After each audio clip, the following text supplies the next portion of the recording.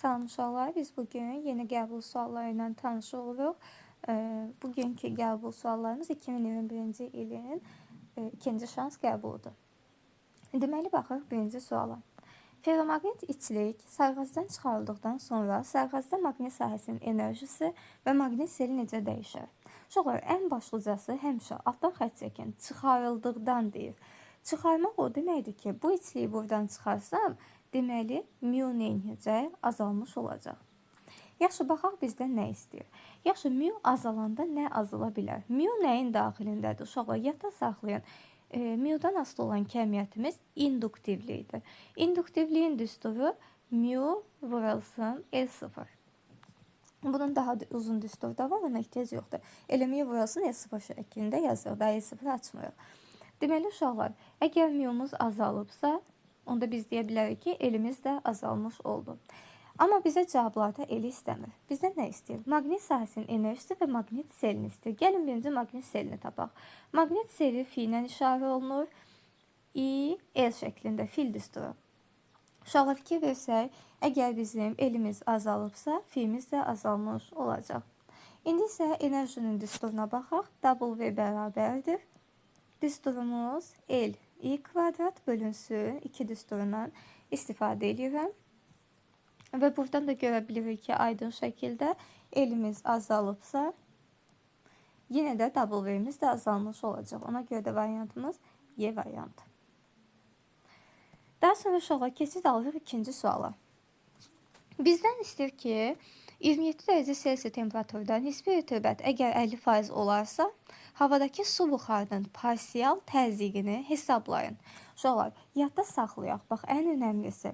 Havadakı su buxarının parsial təzyiqi, havadakı təzyiq, havadakı sıxlıq və yaxud da parsial təzyiq də desə. Yəni, bu parsial, havadakı sözlərini görsəz, bu indeksində 0 olan yox, digəridir. Çünki indeksində 0 olan həmişə doyan sözü yazılır yanında. Daha sonra bizə deməli P lazımdır. P-ni tapmaq istəyirik. Verilirləri yazarıq. Sonra gəlin bir verilir yazaq vaxt itirmədən. Deməli, temperaturumuz. Bizim temperaturumuz nə qədərdir? Fikir versəz 27 dərəcə Selsidir. Mütləq şəkildə Kelvinə keçirmək lazımdır. Çünki böyük teori bizim Kelvinimizdir. Eləyir 300 Kelvin. Nisbi rütubətimiz 50%-dir. Fi 50%-dir. Daha sonra baxsaq, əgər bizə M-i verib 18 vurulsun 10 üstü mənfi 3.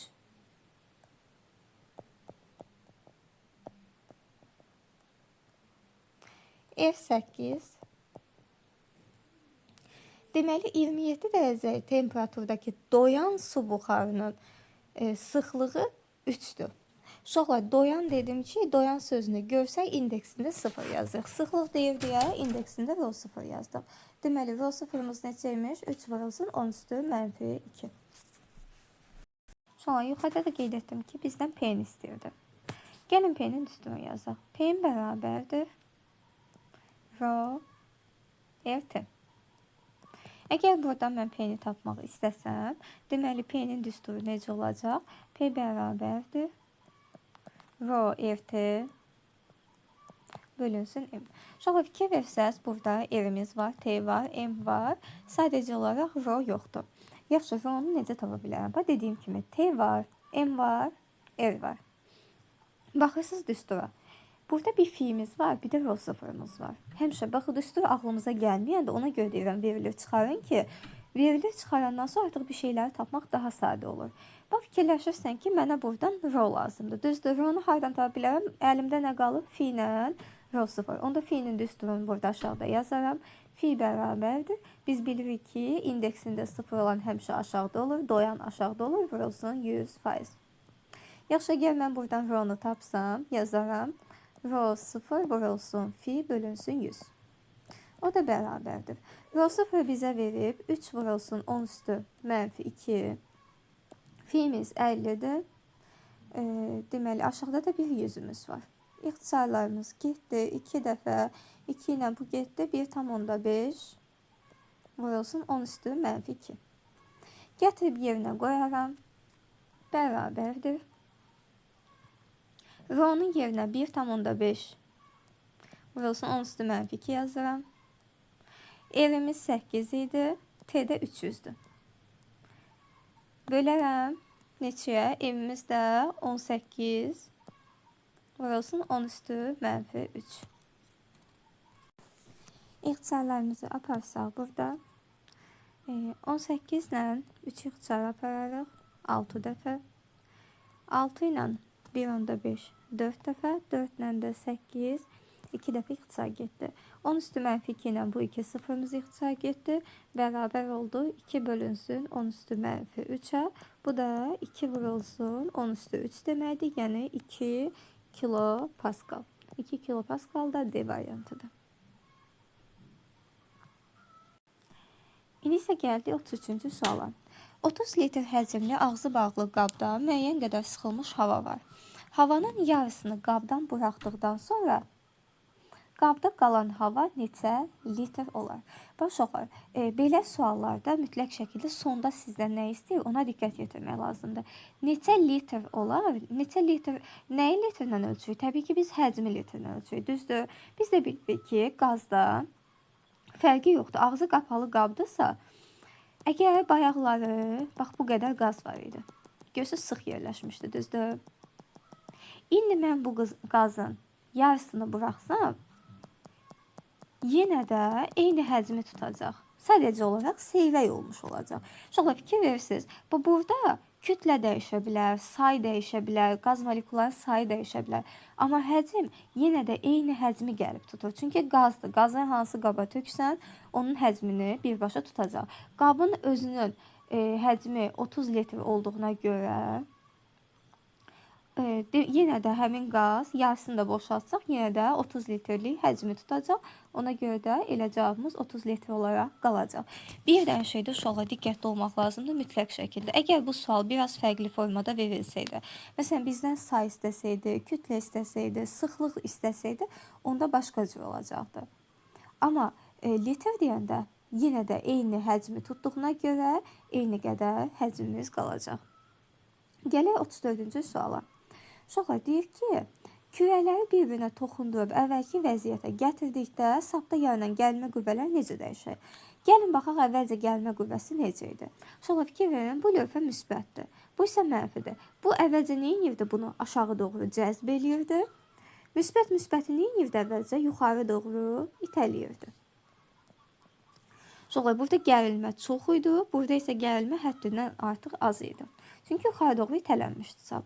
Əgər mən bunları toxundursam, biz bilirik ki, kürələri toxunduranda toplayıb 2-yə bölürük. Uşaqlar, mənfi Q ilə müsbət Q-nü toplasaq, bizdə burada yekunda neytral bir yük alınmış olacaq.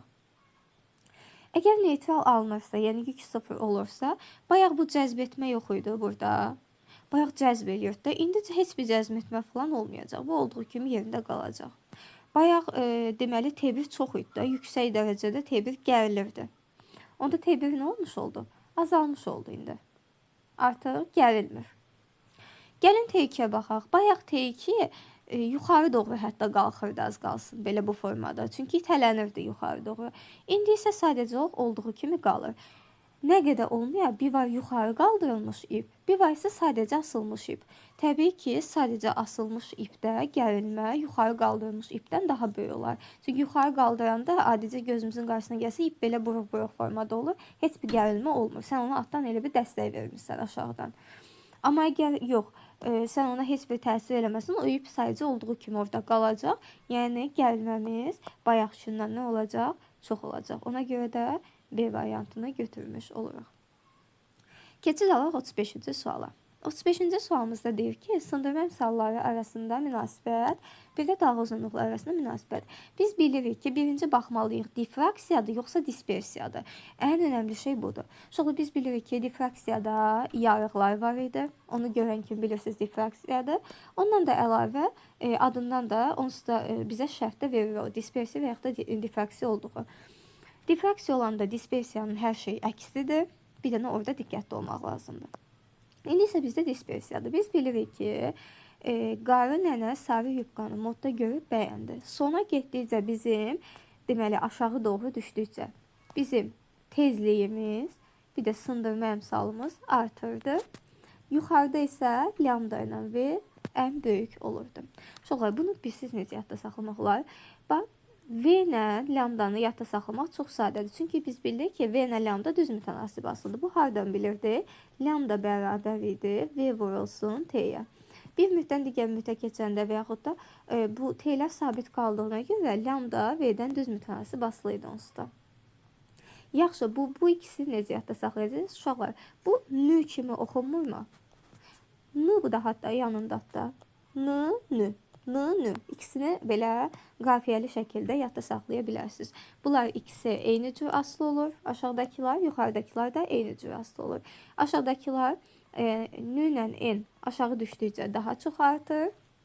Lambda isə yuxarıda daha böyük olur. Onda belə baxsaq, deyərik ki, birinci haldakı lambda ikinci haldakindən böyüdür. Kiçiyi silək buradan. Bərabər də silək. N'lər isə harda daha böyüdür, aşağıda daha böyükdür. Ona görə C variantını seçmiş oluruq.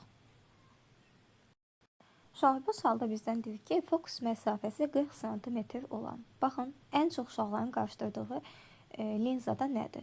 Fokus məsafəsi. Uşaqlar, yadda saxlayın. Fokus məsafəsi F ilə işarə olunur. 40 cm-də 0,4 metr deməkdir. Biz bəzən məsafə deyəndə linzada ağlımıza D gəlir. Bu cisim məsafəsidir. Kiçik F xəyal məsafəsidir. Böyük F isə bizim fokus məsafəmiz. Yəni F-i görən kimi anında ağlımıza qüvvə gəlməsin. Daha sonra deyir ki, toplayıcı linzada cismin 4 dəfə kiçilmiş xəyalı alınır. Uşaqlar, kiçildilmiş xəyal deyirsə bizə işarə verir. Qanun düsturu F bölünsün D-dir. Fırdığı kimi yadda saxlamışdıq. F bölünsün D-ni də bizə verib 4. Onu da biz buradan taparıq ki, F-imiz bərabərdir 4D-yə.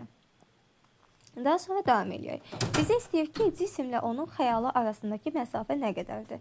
Cisimlə xəyal arasındakı məsafəni istəyirsə, məsələn, bu bizim linzadır, düzdür? Cismimiz buradadır. Cisim buradadırsa, əgər bunun cisim məsafəsinə biz deyirik D. Xəyalımız tutaq ki, burada alınıb. Onda buradakı xəyala qədər olan məsafəmiz də F-dir. Bizə deyir ki, cisimlə onun xəyalı arasındakı məsafəni tap. Yəni bizdən sonda D plus F istəyir əslində. D plus F bərabərdir suala. Onda biz əvvəlcə nə etməliyik? Gəlin hesabdan aparaq. Toplayıcı linzadır. Toplayıcı linza. Plus da ki, bizə deyir ki, həqiqi xəyal aldıq. Niyə bu şərtlərə baxırıq uşaqlar? Bizim linza düsturumuz 1 bölünsün F bərabərdir 1 bölünsün D plus 1 bölünsün F şəklindədir. Biz demişdik ki, əgər deməli mövhumi xəyal alınarsa, kiçik F-in qarşısında mənfi atırdıq. Əgər səpici linz olardısa, böyük F-in qarşısında bir mənfi işarəsi qoyduq. Bax, ona görə mən burada toplayıcı və həqiqi sözlərini nəzərə aldım ki, bax, düsturumuz bu şəkildə alınır. Əgər buradan 1 bölünsün F-i tapsam, 1 bölünsün F bərabərdir D, F, yuxarıda da F plus D-yə. Onda F-imiz nəyə bərabərdir? F bərabərdir D, F-ə.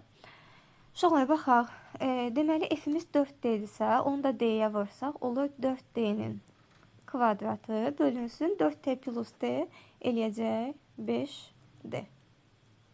Onda bu kvadratla bu bir dənəsi getdi. F-imiz də özü vermişdi bizə 0,4-ə bərabər.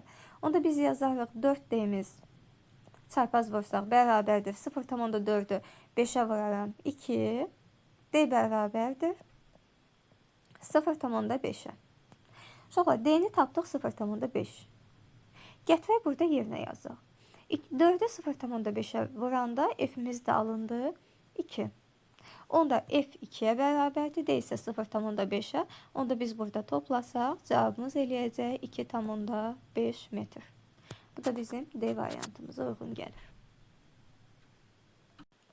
Daha sonra uşaqlar baxırıq 37-ci suala. Bizə deyir ki, sərtliyin vahidinə uyğun ifadə hansıdır? Sərtliyi biz harda görmüşük? F bərabərdir Kx düsturundan. Kx. Gəlin burada sərtliyi tapaq. K bərabərdir F bölünsün X-a. Uşaqlar, biz bilirik ki, F-in vahidi Newtondur, X-in də vahidi metrdir. Newton bölünsün metr. Cavablarda Newton bölünsün metr yoxdur. Onda Newton bölünsün metri açmalıyıq. Newtonun yerinə MA yazırıq. M-in yerinə kilogram vahidi. A-nın da vahidi nədir? Metr böl saniyənin kvadratıdır. Aşağıda da bir dənə metrimiz var idi. Metrlər ixtisar getdi, qaldı kiloqram bölünsün saniyenin kvadratı. Sonra indi isə baxırıq 38-ci sualımıza. 38-ci sualda deyir ki, t bərabərdir 0 zaman anında. Sonra t bərabərdir 0 zaman anı o deməkdir ki, bu hərəkətə indi başlayır. Yəni sükunət vəziyyətində idi. Deyir, sürəti 0-a bərabər ola bilməz. Bilməz, önəmlidir. Sonra gəlin baxaq. Əvvəlcə qrafikləri adlandırmaq lazım. Baxın, bu birinci qrafik yavaşlayan. İkinci qrafikimiz düz xətli, bərabər sürətli. Üçüncü qrafikimiz isə yeyinləşəndir. Sonra həmişə yadda saxlayın. Qrafiklə verilən suallarda ilk növbədə qrafikləri oxumaq lazımdır ki, hansı qrafik hansıdır. İndi bizdə şərtimizə baxaq, bizdən nə istirdi? Bizdə deyirdi ki, şərtdə t bərabərdir 0 anında, yəni hərəkətə başladığı anda sürəti 0-a bərabər ola bilməz. Gəlin üçüncüdən başlayaq. Bax, burada yeyinləşən dedim. Sonra sürətin 0 anından, yəni maşın dayanmışdı. İndi başladı maşını eləməyə, hərəkət eləməyə. Ola bilər də, yəni əvvəlcə dayanmışdı, sonra başladı sürətini artıra getməyə. Yəni üçüncü konkret olaraq ola bilər. Bunu sildi. Biz ola bilməzləri axtarırıq. Gəlin baxaq birinci suala. Uşaqlar, fikir verin. Deyir ki, yavaşlayan. Əgər bunun sürəti 0 idisə, bu necə yavaşlaya bilər? Sürət mənfiyə gedə bilməz axı. Bu yavaşlayan o deməkdir ki, sürətini get-gedə azaltsın. Bunun sürəti onsuz da başlanğıc anda 0 idi. Özü verib də. Əgər 0 idisə, bu yavaşlaya bilməz. Deməli, əgər yavaşlayan hərəkətsə, bunun başlanğıc sürəti nədir? 0 ola bilməz. Deməli, 1-i götürmək lazım. Burada tək 2 verib, onu da sildik. Gəlin baxaq 2-yə. Görək sayıca 1 düzdür, yoxsa 1 və 2 düzdür. Sonra, ikinci sual nədir? Düzxətli bərabər sürətli hərəkət. Düzxətli bərabər sürətli hərəkət o deməkdir ki, başlanğıcdakı sürətimiz nə idisə, sondakı sürətimiz də eynidir. Bizə deyir ki, başlanğıc anda 0 ola bilməz. Məsələn, indi gəlin baxaq. Başlanğıc anda 0 tutaq ki olsa, deyirik ki, tutaq ki olar. Gəlin onları yoxlayaq. Olar olmazsa demək olmayacaq. Başlanğıc anda sürətimiz 0 idisə, gərək sona qədər 0 ola axı. Sona qədər, başlanğıcdan sona qədər 0-dırsa sürət, deməli bu cisim nə edib? Hərəkət eləməyib. Onda cisim nədə qalıb? Sükunətdə qalıb. Sükunətdə də biz deyirik ki, koordinat oxu dəyişməməlidir. Baxın, bu şəkildə olmalı. Sükunət halında qalmalıdır. Amma bizə burada verib ki, ikinci qrafikdə. Baxın, fikir verin, əvvəlcə koordinat 0-da idi. Sonra koordinat nə olub? Məsələn, tutaq ki, 10-a qədər gedib. Burada koordinatın dəyişimini göstərib. Koordinatın dəyişməsi o deməkdir ki, cisim öz yerini dəyişib. Amma biz bilirik ki, düzxətli bərabər sürətli hərəkətdə başlanğıcdan son sürət eyni olur da. Başlanğıcda 0 idisə, sonda da 0 olacaq. Bu koordinatın dəyişməmiş olacağı, sükunət halı olacaq. Ona görə də, yəni ikinci əsla və əsla ola bilməz. Ona görə də 1 və 2-ni götürür cavab olaraq.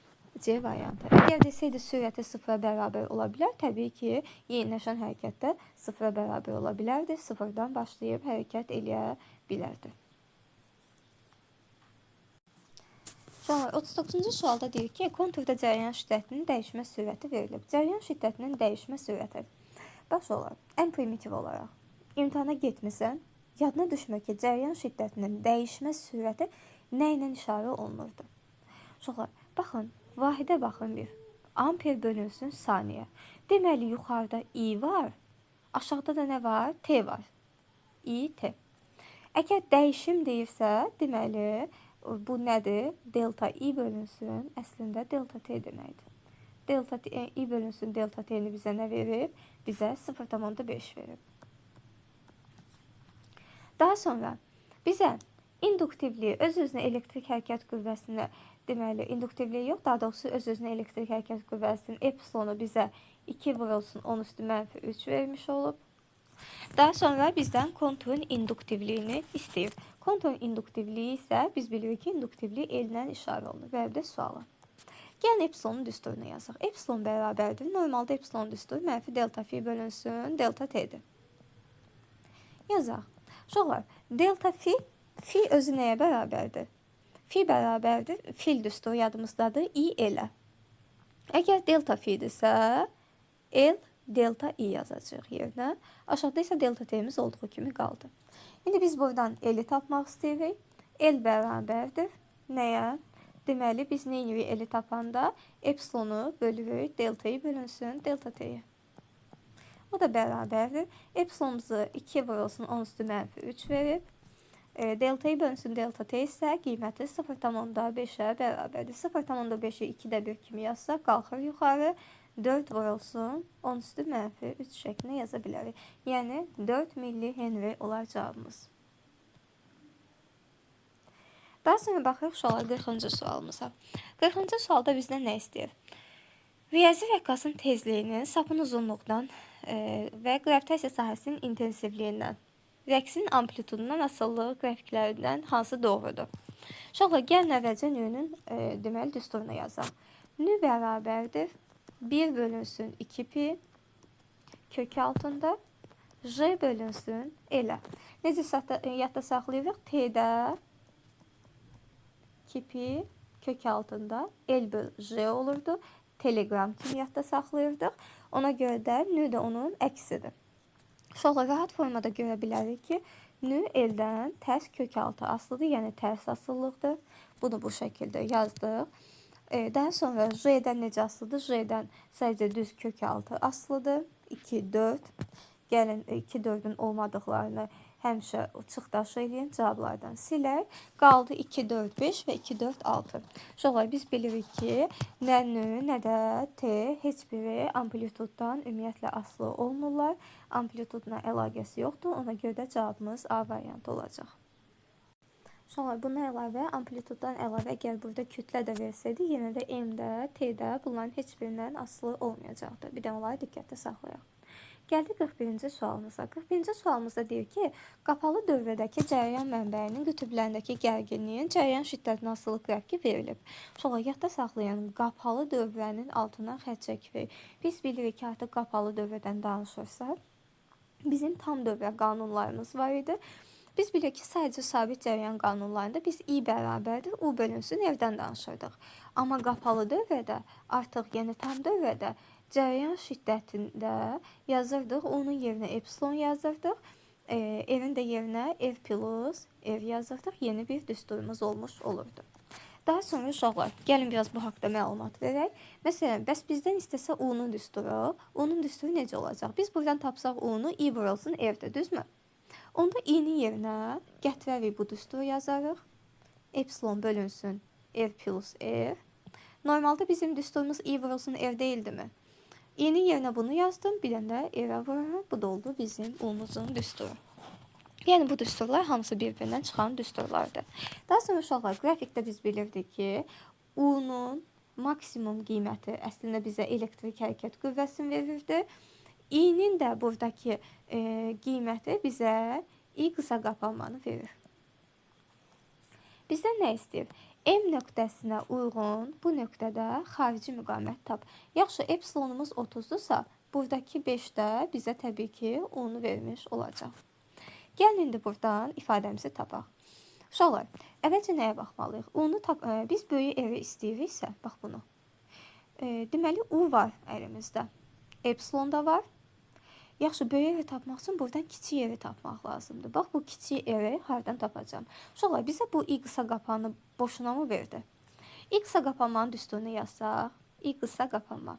Biz bilirdik ki, i qısa qapanma nəyə bərabərdir? Nə zaman ki, müqavimət 0 olsa, bizim cərəyanımız qısa qapanırdı. Yəni, epsilon bölünsün ev düsturunu almış olurduq. Gəlin buradan kiçik evi tapaq. Ev bərabərdir. Epsilonumuz 30'dur. Qısa qapanmamız isə 10'dur. Ondan kiçik müqaviməti biz tapdıq. Daxili müqavimət daha doğrusu 3. İndi gəlin yerinə qoyaq, hesablayaq. Uşaqlar, yazaram. U-nun yerinə 5 yazıram. 5 bərabərdir. Epsilon yerinə 30 vurulsun ev. Aşağıda yazaram. Ev plus kiçik evin də yerinə 3 yazaram. Gəlin çarpaz olaraq bıraq. 5 ev plus 15 bərabərdir 30 evə. Onda yazarıq 15 ev 15'ə bərabərdirsə evimiz də 1 olma bərabər olacaq. Baxın, maraqlı sual idi. 1, 10. Deməli, bizdə variantlarda bu da eləyir B variantı. Daha sonra 42-ci suala baxsaq, ideal qaz üzərində aparılan proseslər qrafikdə göstərilib. Hansı prosesdə qazın sıxlığı azalır? Ümumiyyətlə belə qrafik verəndə yadda saxlayın. Bir dənə diqqət edin. Orada doyan, doymayan buxar sözü yazılsa biraz ehtiyatlı olmaq lazım. Çünki doyan, doymayan buxarda bilirsiniz ki, işlər dəyişirdi. MK-ın qanunları artıq doymayan buxarda keçirdi, doyan buxarda isə tamamilə fərqli olurdu. Amma bu məsələlərimizdə heç bir doyan buxar söhbəti açılmıyor. Deməli, bu məsələ sadəcə nəyə aiddir? MK-nə aiddir. MKM. Önəmli olan nədir uşaqlar? Həmişə qəbullarda verilən məsələnin hansı mövzuya aid olduğunu tapmaqdır. Hansı mövzuya aid olduğunu biləndən sonra mövzunu həll eləmək daha rahat olur. Bu sadəcə MKN-dir. Gəlin baxaq. Sıxlıq deyir azalar. Bizə nə verib? P-ni verib, bir də T-ni verib. Gəlin sıxlığın P-dən T-dən asılı düsturunu yazaq. Rho bərabərdir PM bölünsün RT. Uşaqlar, biz bilirik ki, həmişə M-lə R sabit qalır. Bizə nə lazımdır? Sıxlığımız azalsın. Uşaqlar, sıxlığın azalması üçün birinci şərtimiz.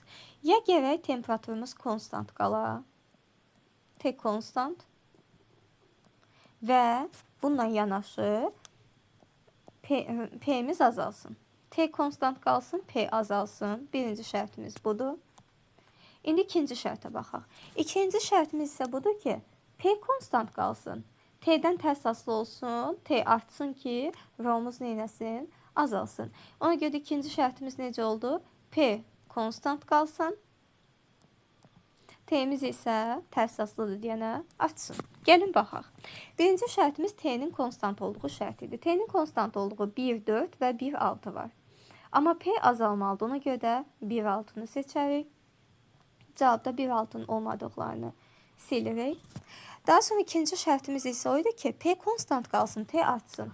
Burada 1, 5-də P konstantdır, amma T'miz fikir versəz azalır. Ona görə bunu götürə bilmərik. Digər cavabımız da 1, 2 olacaq. 1, 2 və 1, 6 C variantı. Maraqlı sual idi. Daha sonra gəldi uşaqlar 43-cü suala. Euler-Venn diaqramında sükunətdəki mənfi Q0 yükünün elektrik sahəsində hərəkət etdirilən müsbət Q1 və Q2 yüklərinə uyğun bəndlər müəyyən edin. Gəlin belə baxaq. Uşaqlar, baxın, bu yüklər sükunətdədir. Bunlar isə hərəkət edirlər. Uşaqlar, baxın, birincidə hərəkət sürətini, istiqamətini göstərib. V1-in istiqaməti bu istiqamətdədir. Yaxşı, qüvvə hansı istiqamətdədir? Mənfi müsbəti nə edir? Özünə doğru cəzb edir. Qüvvəmiz də bu istiqamətdə oldu. F-lə V eyni istiqamətdədir. İkinci halda sürətin istiqaməti sağadır. Mənfi müsbəti nə edir? Özünə doğru cəzb edir. Qüvvənin istiqaməti isə soladır. Uşaqlar, gəlin indi baxaq. Yüklər sisteminin potensial enerjisi dəyişir. Potensial enerji, uşaqlar, hər ikisində dəyişəcək. Ona görə ki, ikisində də müəyyən bir hərəkət var, qarşılıqlı təsir var. Qarşılıqlı təsir varsa, potensial enerji dəyişmiş olacaq. Yəni, 1 getdi 2-yə, hər ikisinə. Sahə tərəfindən təsir edən qüvvənin modulu artır. Qüvvənin modulunun artmasını necə yadda saxlayırıq biz? F-in düsturunu yazarıq. K vurulsun, Q1, Q2 bölünsün, R-in kvadratı. Uşaqlar, buradan da aydın şəkildə görünür ki, əgər F-in artmağını istəyiriksə, onda bizim nə etməlidir? Məsafəmiz azalmalıdır ki, F-imiz, həmçinin də təcilimiz artmış olsun. Ona görə də hansında məsafə azalır? Uşaqlar, fikir verin, birinci cisimdə Q1 deməli, Q1-i Q0-a yaxınlaşdırırlar. Məsafə azalır, ona görə də birincidə artmış olur. Deməli, 2 gəldi, bura aid oldu. Sahə tərəfindən təsir edən qüvvənin istiqaməti sola doğru yönəlib, sola doğru yönələn hər ikisində sola doğru yönəlib fikir versək, baxın, ikisində də sola doğrudur. 3 ortaya getdi. Sahənin gördüyü iş müsbətdir. İş o zaman müsbət olur ki, bu cisim yeyinləşən hərəkət eləsin. Fikir versəz, birincidə sürətlə qüvvənin istiqaməti eynidir. İşimiz müsbətdir, ikincidə isə işimiz mənfidir. Onda işin müsbət olması getdi birinciyə, 4 buradadır. Mənfi işdə 5-ci. Bu da elədir hansı variant? 2, 4, 3, 1 və 5 Y variantı. Daha sonra gəlir uşaqlar 44-cü suala baxırıq. Y səthinin şaquli yuxarı. Yenə deyirəm. Önəmli olan bax bunu qeyd eləməlidir. Yuxarı doğru hərəkət edir. Əvvəlcə yavaşlayan, sonra yeniləşən hərəkət edir. Deyir cismin başlanğıc sürətini tapın. Uşaqlar V bərabərdir. Əvvəlcə yavaşlayan hərəkət edir axı. V0 çıxılsın JT. Uşaqlar yavaşlayan hərəkət edir buradan. Gəlir 3 saniyədən sonra bunun sürəti neçə olub? Son sürəti 0 olub. Onda zamanın 3 olduğu anda sürət nədir? 0'dır. Gəl qoyaq yerinə. 0 bərabərdir. V0 çıxılsın 3J. Onda V0 buradan taparam. 3J'yə. J'nin də bizə 10 verib. Onda V0'ımız neçə imiş? 30 imiş. 30 metr bölünsün saniyə sürətimiz var imiş. Gəldi indi isə 45-ci suala. Uşaqlar deyir ki, fotoeffekt hadisəsidir. Fotoeffekt hadisəsini gördüksə, biz birinci fotoeffekt üçün düstur yazmalıyıq. Y foton bərabərdir A çıxış plus Y kinetik. Tamam. Uşaqlar biz bilirdik ki, bizdən nə istəyir? Katoddan çıxış işini hesablayın. A çıxışı hesablasam əgər mən, A çıxış bərabərdir Y foton çıxılsın Y kinetik. Baxaq. Uşaqlar, udulan fotonun enerjisini 6,8 vurulsun, 10 üstü mənfi 19 verir bizə.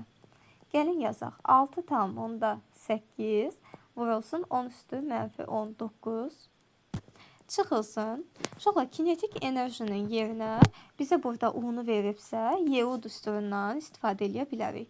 Elektronu da verib, bunu da verib. Deməli, biz yazarıq 2 vurulsun. 1,6 vurulsun 10 üstü mənfi 19. Sonra gəlin 10 üstü mənfi 19'u mötərizə xaricinə çıxardıq. 10 üstü mənfi 19'u çıxartdıq mötərizə xaricinə. Burada qaldı 6,8 çıxılsın. 2'ni də 1,6'ya vuranda eləyir 3,2. Sonra bu da eləyər deməli 3,6 vurulsun 10 üstü mənfi 19 B variantımız. Bir dənə şeyə diqqətli olun. Bəzən belə çalışmaq olar ki, məsələn, mən burada çıxılsın yazmışam, düzmü? Uşaqlar, çıxılsın. Burada yazır 2 vurulsun. Bəzən uşaqlar çalışır, deyir ki, burada mənfi 2 isə, burada toplam olacaq. Xeyr, uşaqlar. Burada mənfi 2 olması bunun sadəcə olaraq saxlayıcı gərginlik olduğunu, yəni əvvəlki gərginlik olduğunu göstərir. Biz demişik ki, burada artıq biz həmişə fotoeffekt qanununda biz buradakı mənfiləri yox, onların modullarını götürdük. Yəni qiymət olaraq götürəndə həmişə modulları götürsən. Mənfi işarəsi hardan gəldi? Sadəcə olaraq deməli bərabərliyin digər tərəfinə kinetik enerjini attım deyə burada artıq çıxılsın işarəsi ona görə yazıldı. Yəni buradakı mənfinin heç bir aidiyyatı yoxdur əslində. Bu da elədir dediyimiz kimi 3,6 vurulsun 10 üstü mənfi 19. Sonra indi baxaq 46-cı sualda bizdən deyir ki, bu ifadə hansı fiziki kəmiyyəti təyin edir? Biz QVB-ni bilirik ki, Lorentz küvəsinin düsturudur. F Lorentz bərabərdir QVB-yə. Yaxşı, buradan F-in yerinə MA yazarıq. MA bərabərdir QVB. Və buradan da aydın şəkildə görürük ki, QVB bölünsün M nəyə bərabərdir? Deməli, bərabərdir zərrəciyin təcillinə. Daha sonra gəlir 47-ci sualımıza. 47-ci sual. Sonra indi isə 47-ci suala baxaq. Deməli, bizdən buradan işlərin nisbətini istəyir. Biz bilirik ki, işin düsturu A bərabərdir P delta V şəklindədir.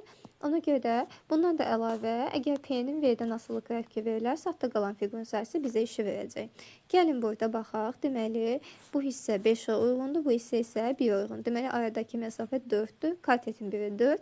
Burada 6, 1. Deməli, bu hissə elədir 5. 4, 5'in 20 bölü 2'yə. Yəni, S1'imiz elədir 10. Birincinin sahəsi, altda qalan fiqurun sayısı 10 elədir. Gəlin, ikincini hesablayaq. Alt oturacağımız 2'yə bərabərdir. 6-dan 8'ə qədər gedir. Üst oturacağımız isə yuxarısı 6, aşağısı 2 olduğuna görə bu hissə də 4'ə bərabərdir. Deməli, katetin biri 4, biri 2. 2'də bir AH-la yazsaq, 2, 4'ün 8 bölü 2'yə 4. Bu da bizə verər 2,5. Deməli, sahələrin fərqi nisbəti daha doğrusu 2,5'ə bərabərdir. Qarşılı ötürmə. Qarşılı ötürmədə uşaqlar, əvvəlcə baxırıq, bu hissəyə baxmırıq. Baxırıq buna. Bu necədir? İç-içə çevrədir. Biz iç-içə çevrədə deyirik ki, dəyişən varmı? Val. Val evdən düz asılıdır. Qalan kəmiyyətlər isə konstant qalır. Yəni omega 1 əslində omega 2-yə bərabər imiş. 1 ilə 2-nin bərabər olmadığı ifadələri gəlin silək. Daha sonra baxaq. İndi isə şolay. Artıq buna biz qarşılı ötürmə kimi baxırıq. Qarşılı ötürmədə nəyə diqqət edirik? Qarşılı ötürmədə baxırıq ki, hansı qarşına hansı bax. Bunlar hansı qarşılı ötürmədir? 2 ilə 3. Yəni 1-in burada heç bir aidiyyatı yoxdur artıq. Gəlin 2 ilə 3-ə baxaq. 2 ilə 3-də ümumiyyətlə qarşılı ötürmədir. Qarşılı ötürmə haqqında baxsaq əgər, bu iç-içə çevrəyə aid idi. Qarşılı ötürmədə V ilə L konstant qalır. Bir dənə T ilə F düz asılı olur, Türkiyə Respublikası.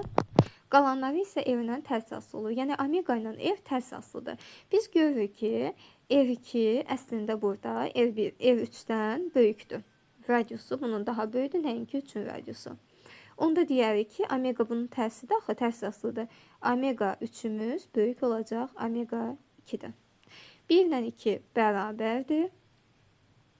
Onlar da necədir? Kiçikdir 3-dən. Baxın, A variantı. Gəldik 49-cu suala. Deyir ki, köynəklər arasındakı gərginlik necə dəyişəcək? S2 kondensatın lövhələr arasında dielektrik daxil etdikdə. S1-də heç bir dəyişiklik olmur, S2-yə dielektrik daxil edirik. Gəlin S2-nin dielektrikdən asılılığına baxaq. Epsilon 0, S bölünsün D. Əgər daxil edirəmsə, epsilonumuz artıb, onda S2 də artmış olacaq. Əgər S-miz artıbsa, i'lər zaten konstantdır. U2-yə baxaq. U2 bərabərdir. İ'lər deyirəm, üzülürsən. Q'lər konstantdır. Q bölünsün S2. Əgər S2-miz artıbsa, U2-miz azalmış olacaq. U2 azalar. U1 isə, əgər yekun olmaz konstantsa, biri azalırsa, digəri mütləq şəkildə artmalıdır. Bu variantımız da Y variantıdır. 50-ci sual sadə sualda. Yuxarı atılmış cismin potensial enerjisi 20 joule artarsa, kinetik enerjisi necə dəyişər? Şola biz bilirik ki, tam enerji sabit qaldığına görə potensial 20 joule artdıqda kinetikimiz 20 joule azalmış olacaq. 51-ci sualda 6 metrdə görülən iş istəyir. İşin düsturu A bərabərdir. Fs kosinus alfadır. S'in yerinə bizə x verir. Fx kosinus alfa və yaxud da altda qalan fiqurun sayəsində hesablaya bilərik. Deməli, gəlin S fiquru tapaq. Alt oturacağımız 6-dır. Plus üst oturacağımız neçəyə bərabərdir? 4-ə. Bölürük 2-yə, vururuq hündürlüyə. Hündürlüyümüz isə buradan 8-dir. O da eləyər 4 dəfə ixtisar gedər. Onu da vururuq 4-ə, 40 joule.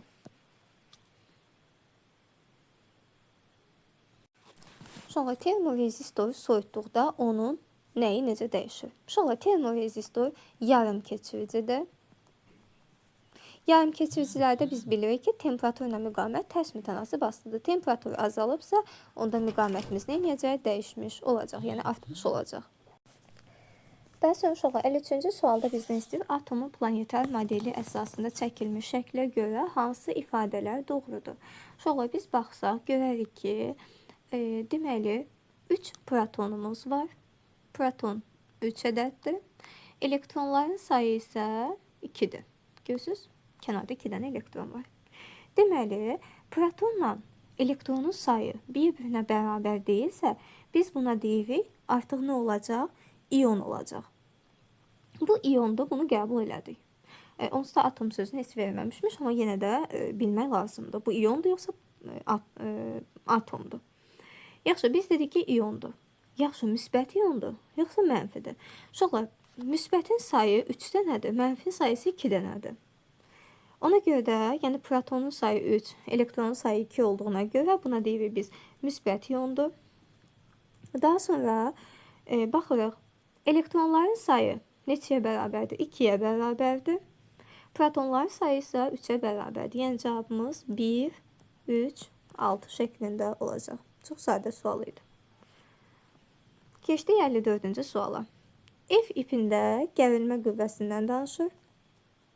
Deməli, F ipində gərilmə qüvvəsi 12 Newtondursa, T gərilmə qüvvəsini Newtondan hesablayın. Sonra F bir dənə M çəkir. 1M'də 12 Newtondursa 2M'də, yəni bu buradakı gərilmə nə qədər olacaq? 24 Newton olacaq. Biz bilirik ki, bu ipdəki gərilmə nə qədərdirsə, bu ipdəki də o qədər olmalıdır. 24 Newton olmalıdır. Uşaqlar, fikir verin, bu ip əslində 3M'də artır. Deməli, 3M'də əgər 24 Newtondursa, bizim T gərilməmiz neçə M çəkir? 2M.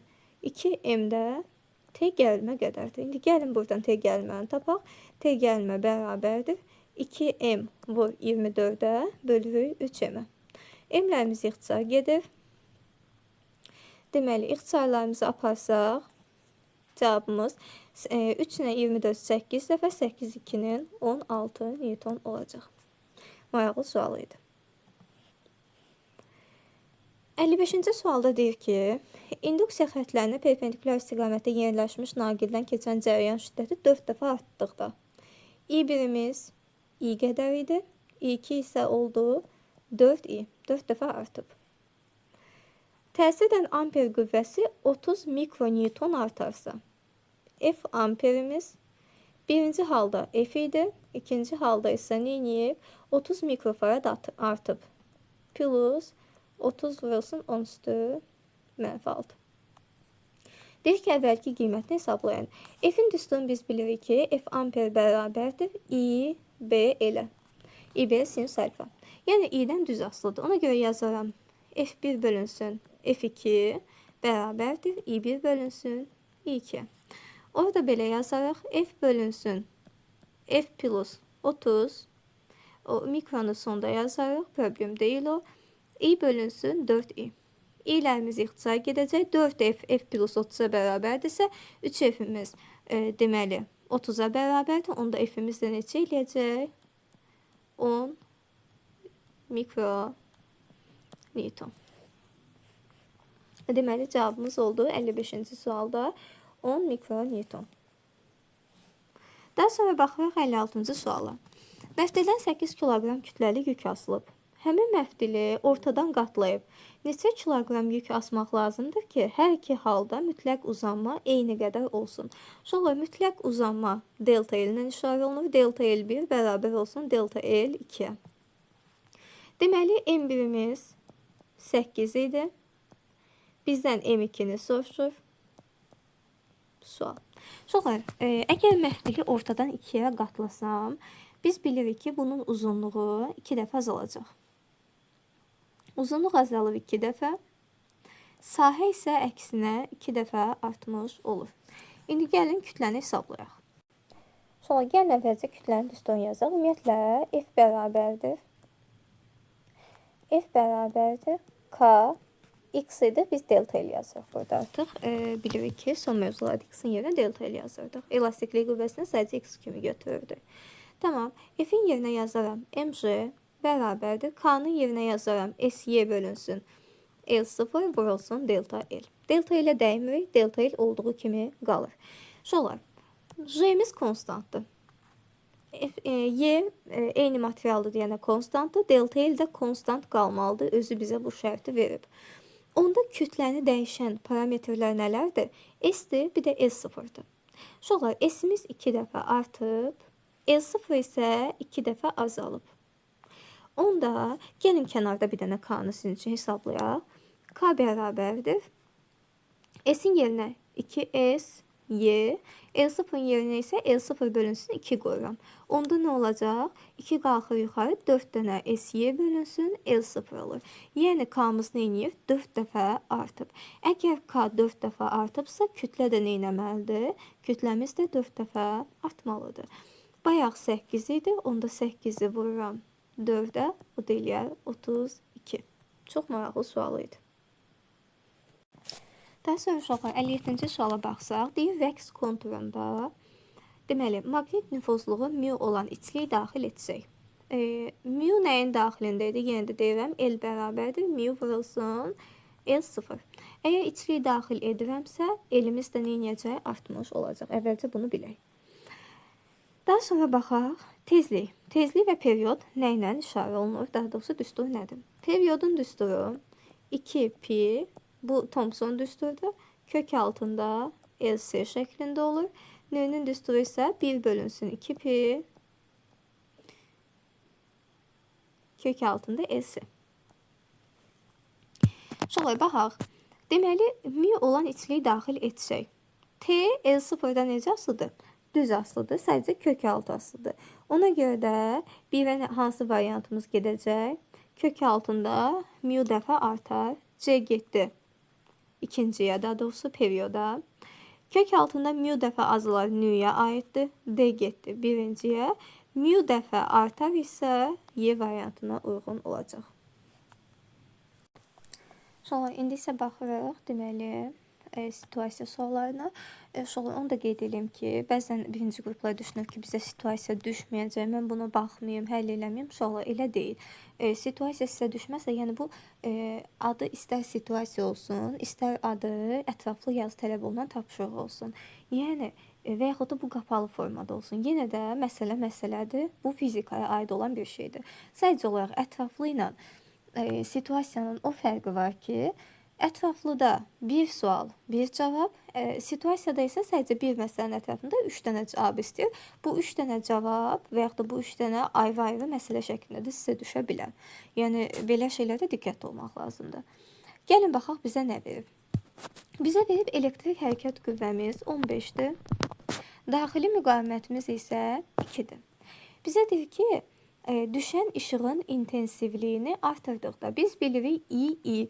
İntensivlik cəryan şiddətindən asılıdır. Cəryan şiddəti, deməli, intensivlik artıbsa cəryan şiddəti də artıb. Cəryan şiddəti artıbsa təbii ki, müqavimət azalıb ki, cəryan şiddətimiz artsın. 58-ci sualda deyir ki, ampermetrin və voltmetrin göstərişi necə dəyişir? Ampermetrin göstərişi məlum məsələdir. Cəryan şiddəti artdığına görə artacaq. Gəlin voltmetr üçün düstur çıxaraq. Uşaqlar. I bərabərdir. Burada düsturumuz belədir. Epsilon bölünsün F plus R-ə. Əgər burada mən epsilon tapsam, çarpaz vururam. I vurulsun F plus I vurulsun kiçik R. I vurulsun R-in yerinə mən U yazaram. Onda epsilon bərabərdir U plus I R-ə. Plus nə günə yazdım?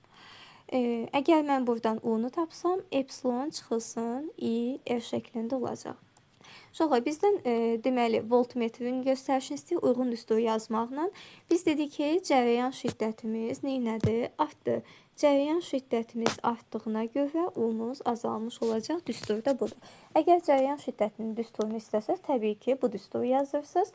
Müqavimət artdığına görə cərəyan şiddətimiz azalmış olur.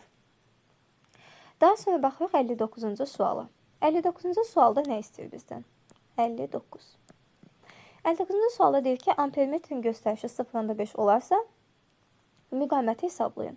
İ'nin bu düsturundan istifadə edirəm. 0.5 bərabərdir. Epsilon yerinə 15 yazıram. Aşağıda F plus 2. Gəlin çarpaz vuraq. 15 bərabərdir. 0.5 yerə. Üstə gəlinsin. Təbii ki, 0.5 2-yə vuranda 1 eləyər. Onda 0.5 evimiz 14-ə bərabərdir. F də bərabərdir 28-ə. Daha sonra baxırıq 60-cı suala. İşığın intensivliyini dəyişdikdə voltmetrin göstərişi 13 volt olarsa, ampermetrin göstərişi neçə olar? Gəlin belə eləyək. Voltmetrin qiymətini də yerinə yazaq. Düsturdan buradan qeyd eləyək. I-evi tapaq buradan. I, F bərabərdir. Epsilon çıxılsın U-ya. Bu da bərabərdir. Epsilon özü vermişdi bizə 15. İndi U-nu verib 13 volt. Çıxdıq 13-ü elədi 2. I, F bərabərdir 2-yə. Kiçik F-i də bizə zaten 2 vermişdi. Ona görə də cərəyan şiddətinin qiyməti nəyə bərabər olacaq? 1 amperə bərabər olmuş olacaq. Bununla da uşaqlar biz deməli bu sınağın 2021-ci il, daha doğrusu qəbulun da sonuna gəlmiş olduq. Uşaqlar fikir versəniz, heç bir çətin sual əslində yoxdur. Hamısı diqqət tələb edən suallardır.